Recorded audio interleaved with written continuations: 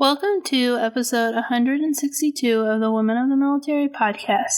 Happy Thanksgiving. I wanted to do another advice episode for Thanksgiving just to get a little bit of a break and to share more advice. The 100th episode where I did this the first time is the most popular episode that I have in my library, and so I wanted to do a wrap of the year by breaking up the advice that was given into 3 episodes, so there'll be 1 this week and then 2 more in December. So I hope you enjoy this episode, and I hope that you have a good Thanksgiving, be it with family or with friends, but enjoying time and remembering all you have to be thankful for.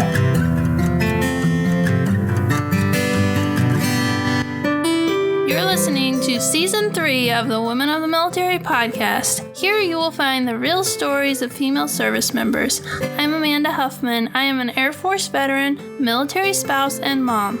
I created Women of the Military podcast in 2019 as a place to share the stories of female service members past and present, with the goal of finding the heart of the story while uncovering the triumphs and challenges women face while serving in the military. If you want to be encouraged by the stories of military women and be inspired to change the world, keep tuned for this latest episode of Women of the Military.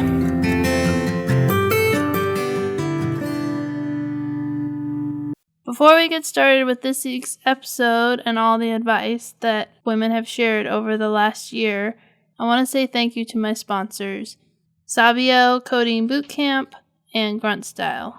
Now we'll learn a little bit more about each of them.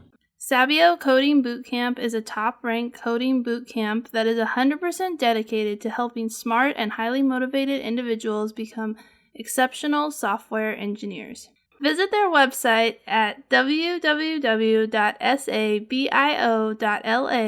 to learn how you may be able to use your GI Bill benefits to train at Sabio. Your tuition and monthly BAH stipend may be paid during your training period.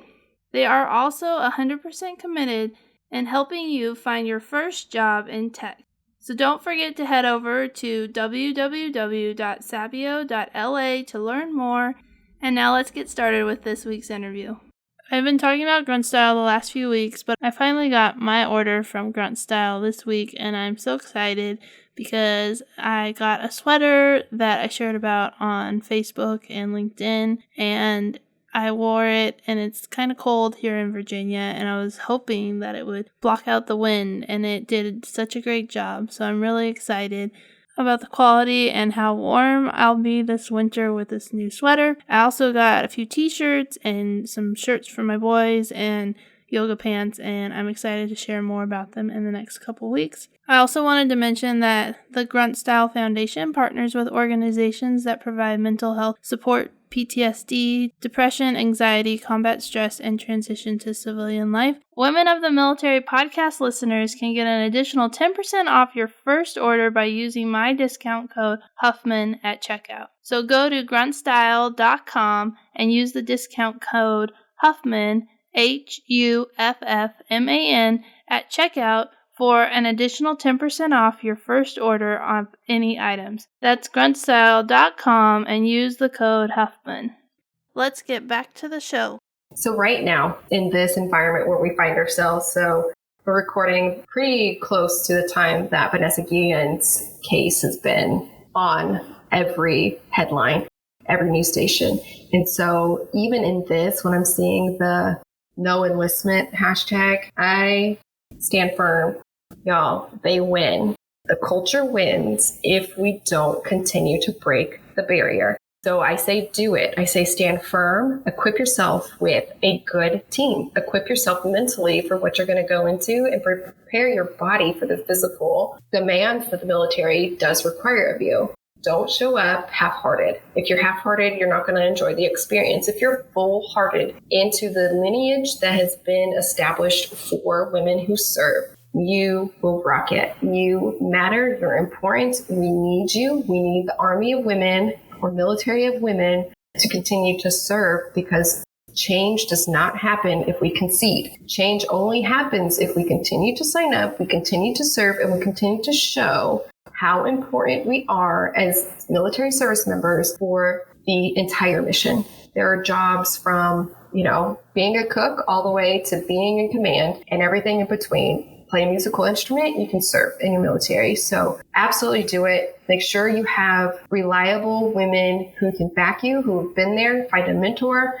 Because right now, in this day and age, you can't throw a rock without finding some kind of support group on Facebook or in your town that there is not a woman who has served. So find somebody who can lead you well as you're going into the service, but do it. Always show up at the front line. Stick with it, no grit, no pearl. And till the end, kicking and screaming. No matter how horrible the journey sounded, I wouldn't be where I am today or have the amazing people in my life or do what I do if that path had been any other way. So follow your instinct, and if that's where it takes you, that's your purpose.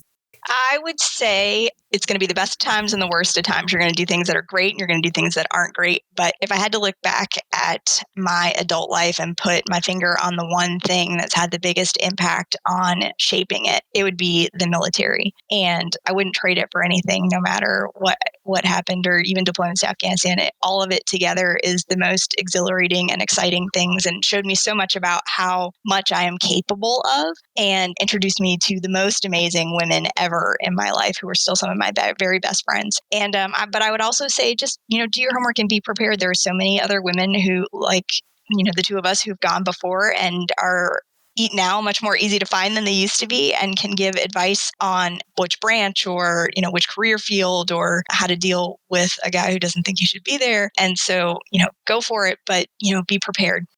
Well, I think it's always neat to experience service and military service in whatever way you want to perform it, but it does change you.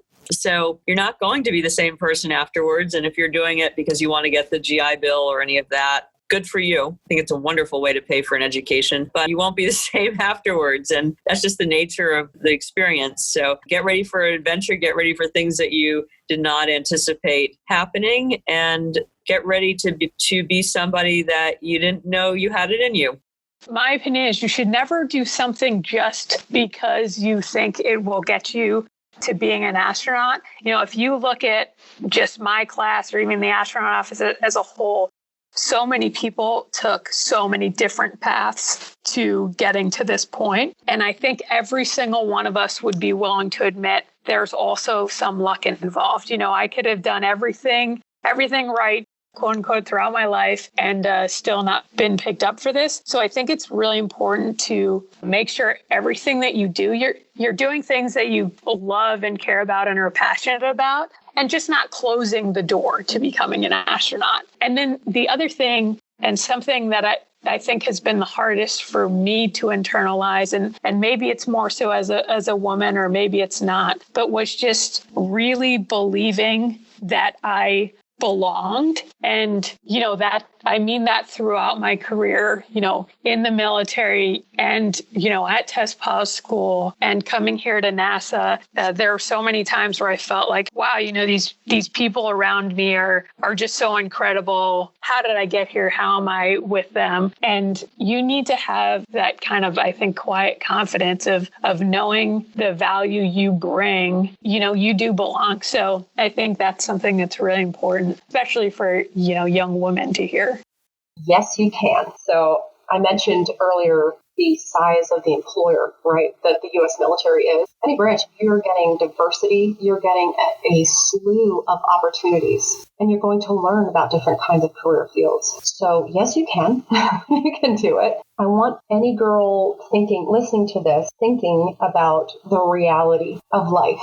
And between men and women are the ones who get to carry the babies and have the babies. So when you're looking at an employer, consider what the maternity policies are, and consider how many employers include 6 weeks of maternity leave, 6 weeks primary caregiver leave, and 3 weeks of secondary caregiver leave. This is more current. When I was in, there was at least a year before you would deploy after getting birth. So as a woman, you know that you're going to be with your baby. That's extremely important. I could tell multiple stories about breastfeeding in combat boots and pumping at work. And at the time that I was in Germany, the band was in a temporary location. I put temporary in air quotes, which you can't see on podcast.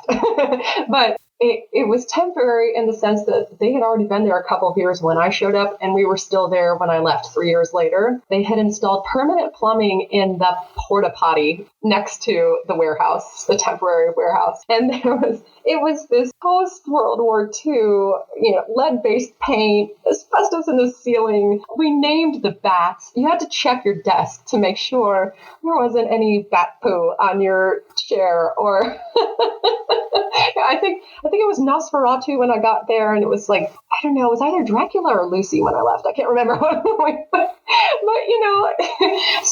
so this is something that might happen.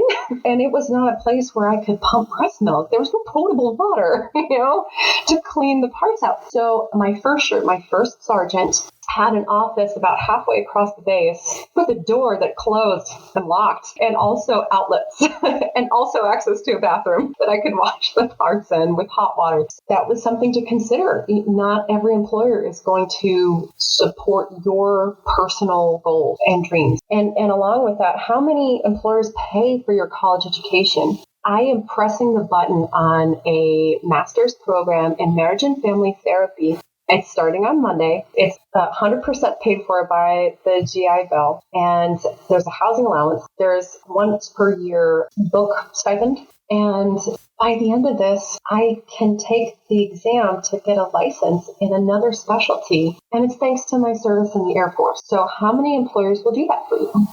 So do it. Definitely go and join the military. It will change your life for sure. But I would say always, always maintain your moral high ground. There's going to be a lot of temptations out there. And as long as you maintain your moral high ground, you'll do great. The second one is stay authentic to yourself. Don't change yourself for anybody. And the third one would probably be, if you see something, say something. I know that sounds so cliche, but if you see someone getting assaulted, or if you see behaviors that just don't seem right, say something. Say something. Say something, because it changed the course of my career. It saved me from God knows what my, situation could have turned into had that sailor not said something after he had seen something and heard something. So that would be my top 3 pieces of advice. Number 1, do it because the military needs you, because that is the way we make change. There are still big changes that need to be made in the military, and we can't do it without women. But I think the thing is to go into it with your eyes open, to stay hard and fast to your principles, to find the other women with you and to band together with them so that you have a squad, and to rely on those of us who have been there to support you, and to go for the top, to not to be afraid, to anytime there's an opportunity to try. I remember when I was at the 82nd, one of the other women who was there with me, she really wanted to go to Recondo school, which was a lower, not quite at Ranger school, but another level. And she fought and fought and fought for that, never got there. But it takes people to lay the way. And so those of us who have come before, we've laid a path, but there's so much farther to take it. So we need women to join the military and not be afraid of it, just to reach and grab for every opportunity they're offered, not to be afraid of those doors, walk through them. Well, first I got to preface this by saying I never listened to any advice I was given when I was joining the military. No one offered any, but if they had, I wouldn't have. But still, I'll put in my 2 cents. I would say pick a job that you like. Don't be enticed by money. Money is meaningless. Okay, it's not meaningless, but I mean overall. Okay, don't worry about how much you're going to make. Don't worry about, I won't have that bonus. Wait the 6 months for the MOS you really want to do. Tell them, look, I'm really interested in joining the Navy, Army, Air Force, Marine. I really want to join, but you know what? If you can't get this specific MOS for me, I don't think I can do it. Tell them that, and then walk out. And maybe they'll probably call you. I didn't know how to be like that. I don't know if I know how to be like that now, but I'm trying.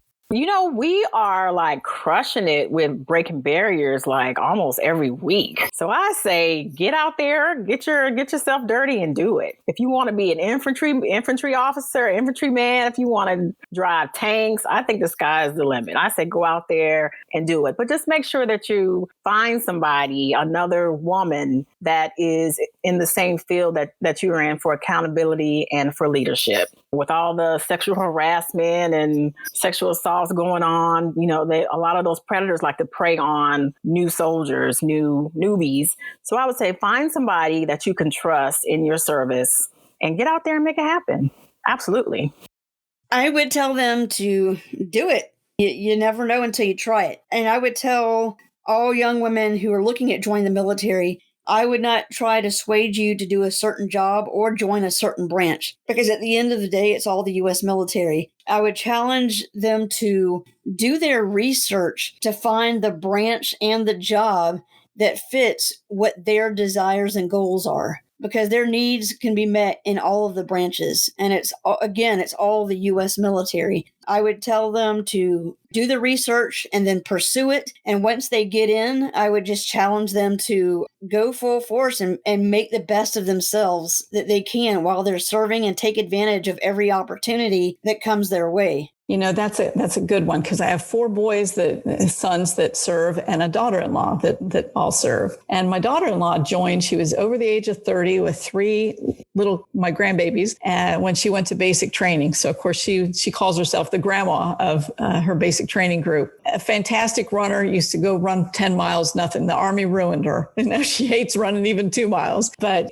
she's fantastic. And I'm so proud of what she has done. Again, how do you do that work-life balance? But I would say for young women in particular that are looking or considering joining, and certainly there's been some very negative things in the media, especially in the past 12 months. We're not immune to that, whether you're in the civil sector or in the military. The problem with the military at times is because of the rank structure and the rules and regulations that apply. I mean, when I graduated basic training, I was scared to death of an NCO. They were like, they had complete control over my life. And so if they told me to do something, it would not have occurred to me to have, it was that much of a control situation for us. I think you have to know who you are, and you also have to know that somebody's got your back, whether it's a man or a woman. Please don't think that only another woman is going to be your salvation. The military in particular is a very male-oriented, male-dominated environment, for good or bad. However you want to look at it, it just is. That kind of an environment will bring men to want to serve just as it does women. So the fact that we're only about 17% of the total military, you better find a mentor once you're in there that is also a man, and not just look only women, and only women that look like you can mentor you.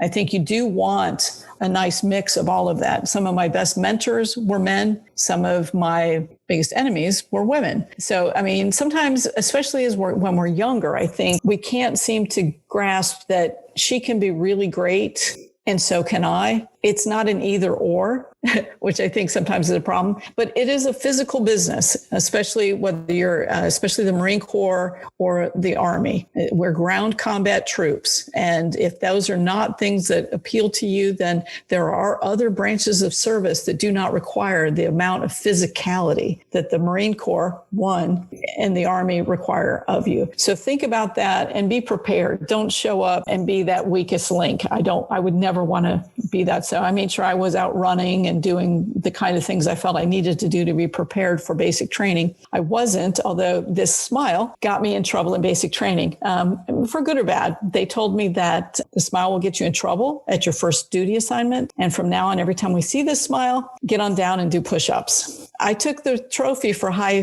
PT test score at the end of it because I could knock out some push-ups. Because even as a kid, even if I was in trouble, if somebody would stare at me for a split second, my discomfiture would mean it would turn to a smile. And I got you. I'm getting down now. And I was knocking out push-ups all the time, which is no harm, no foul. It's good. I think, you just have to, know who you are and know that somebody has got your back. Keep going until you find somebody that will help solve the problem that you have, especially if it has to do with sexual harassment or sexual assault. Don't keep it to yourself. Find somebody, whether it needs to be an older woman, somebody that you call home, phone home, for goodness sakes. If any of my kids had ever called me with that problem, of course, being military, it's one thing, but I can't fathom that somebody wouldn't come to your rescue. That's the sad part, isn't it? That we have to even have this conversation. It's twofold. One is for both sides. One is know your value. And when you're joining the military, that part of you is just beginning. But don't question that you are a woman who was created with beauty from the inside and out. A woman is a strong individual who is called to do more things on this planet than most people could ever imagine unless they're a woman themselves. From emotions to physical demands, know your value because God created you with intention. Now, if you are a woman who is also a follower of Christ thinking that you are going to join the military, don't forget not only your value and who you've created to be, but don't forget the mission field that God has given you. Love God and love others. You have been called to love people in a way that the world desperately needs. And I did not know Jesus when I served. And looking back, wow, what a need to be loved and feel loved in such a unique and eternal way that I can only hope to give back to the community now after the fact. But if you are joining as someone who is saved, who knows him, it will get you far in difficult scenarios. It will be your rock in difficult scenarios where most people are responding. You've already been equipped. And so regardless of who you are joining and you're considering it, know your value because you don't have to be anyone but who you are that day and who you're growing into be, who you're choosing to grow into be the next. What advice would I give to young women that's considering joining the military? The same advice that I gave as a recruiter when I worked at ROTC is know the good and the bad. Do your research before you make a decision. Don't just look at, oh, it's a steady paycheck and I get to travel and the benefits. Yes, that's all part of it, but are you okay with going to war? Are you okay with being separated from your family? Are you okay, getting called at 4:00 in the morning and you have to be where they say you're going to be? You don't have an input on it. So know the good and the bad before you make a decision. Do your research. Talk to people that have been where you are. Don't just listen to a recruiter and call it a day, right? So talk to other individuals that have been where you want to be, but make an informed decision and just know you can do anything for 4 years, right? You don't have to think, oh, I got to go in and stay 20 years. No, you can do 2 years, whatever the enlistments are now, you can do 4 years and you're that much ahead of that person that don't have military experience, as well. But I would say do your research before you make that decision because it's life-changing. It's a life-changing decision.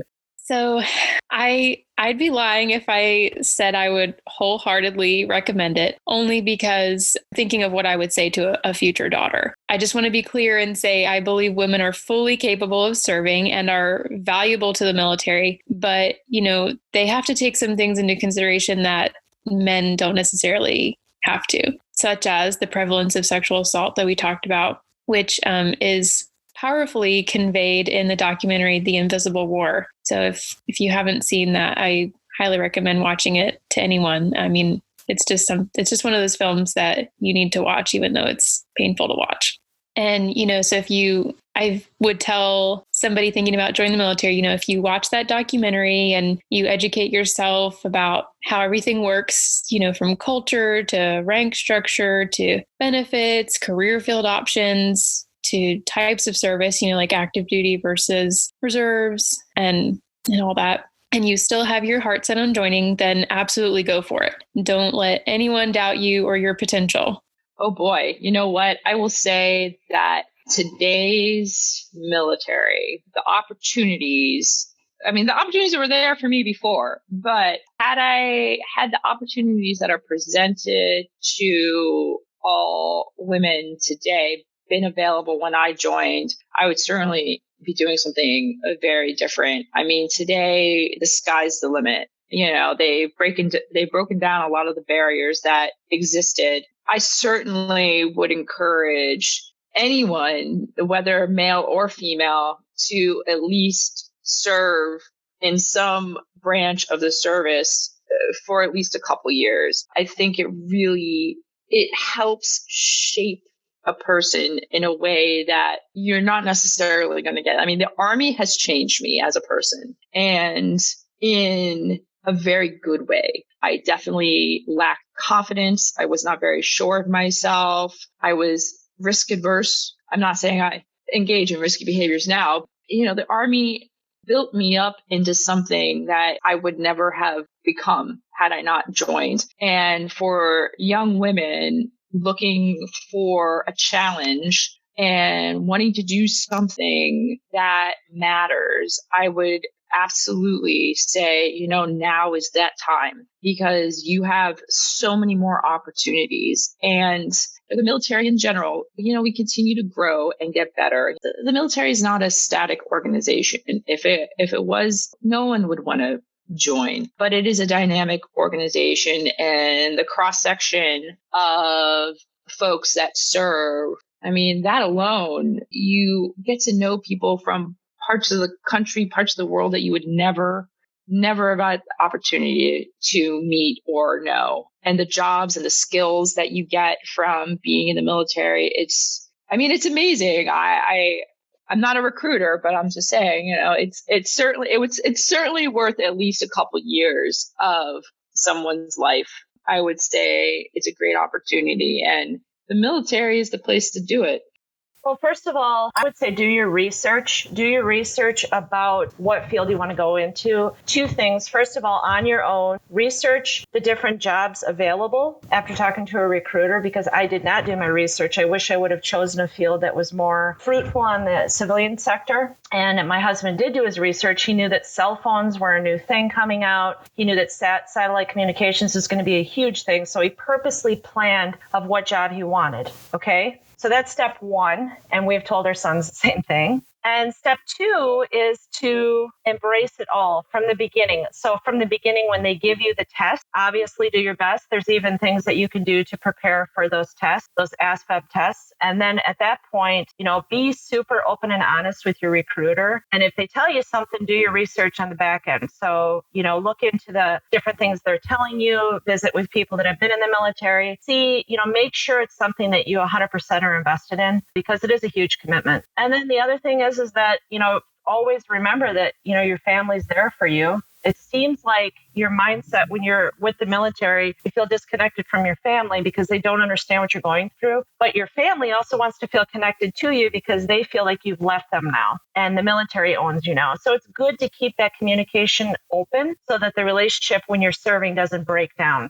I would tell young women to do it, for one, because the pros outweigh all the cons. You know, try to go to an academy. If you can't go to an academy, go to ROTC, get a technical degree because the pay is way better. But specifically in the military, not just career field related, but you know, stick to your principles. I think that that's really critical. You know, you leave your family and you go off on your own and you join the military, which is a huge organization and there's a lot of moving parts. And it doesn't matter whose fault it is. Like, you show up every day with your professional face on, customer service oriented, you are going to have a really great day while you're in the military. I think that's really important. Have tough skin as a woman. You know, civil engineering was a male dominated career field. Military is a male dominated organization. Have tough skin, accept criticism with grace and grow from it. And don't be afraid to give back criticism as necessary. I think those are really big ones. And then the final one I would say is embrace your customs and courtesies. I must say that I work for local government and a consulting firm now. When I greet people as sir and ma'am, they're shocked. And it opens up the conversation because they feel like, oh, you respect me from the beginning. Like, it just makes like working so much smoother. I mean, you can disagree with a sir and a ma'am and a smile on your face, and it is really something important. And so customs and courtesies in the military, I think everybody should join the military for that, because it just makes life so smooth. You know, take advantage of all that the military has to offer. I mean, I am completely happy in my career now. I don't have a ton of debt. I've had the opportunity to serve and learn, and those would be the things that I would tell young ladies. Do it. Military life is challenging. It's fun. It's totally different than civilian life, because when you go into the military, whether you like it or not, you're being indoctrinated to learn to obey an order immediately without question, because your life may depend upon it. You can question it later, but not at that moment, because like I said, your life may depend on it, or not, maybe not your life, but somebody else's life may depend on it.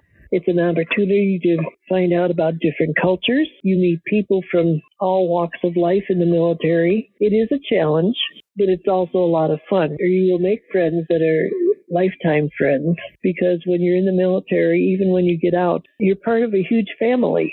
And you belong. And a lot of women from lower income areas who felt a need to belong to something special will find it very, very rewarding. In other cases, some might find it rather smothering. So it's something that you need to look at very seriously and consider what your goals are, what you want from life, and what the military can offer you. It can offer you an education. It can offer you a career. It's a challenge, being more so than in civilian life. I wouldn't question not going, though, because it would not meet some people's lifestyle. But I wouldn't discourage anybody from joining either. Somebody asked me, I was down and talked to them very seriously about what my experiences were and what, as a recruit, I had been taught to explain what their lifestyle would be like. And I would try to judge, too, from talking to them, whether or not they would fit into the military lifestyle, because not everybody does.